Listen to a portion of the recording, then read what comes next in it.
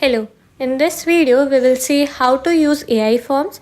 So for example, in this video we are taking the use case to ask for order numbers from customer. So here add AI form block, select authentication, AI model will be GPT-4. In form you can add the elements as the questions that you want to ask. So for example, name of the user.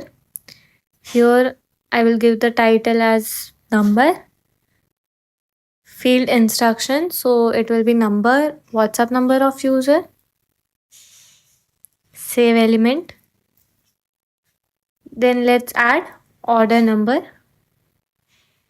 Here under field instructions, I will also mention that the order number is of 7 digits. Click on save element. Now enter maximum tokens. So these are the maximum tokens that can be used in a form.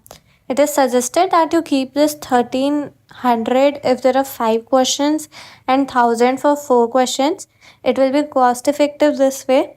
And if we are adding some validation, we can double it, but not more than that. We will see that case in another use case. After this, I am adding a send message block. I am mapping all the fields here so that I can cross check.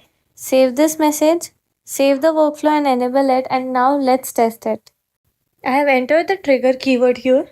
So what is your name, number,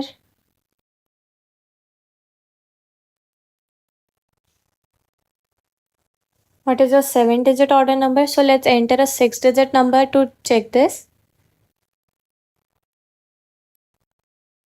So my order number was not accepted as it was a 6-digit number.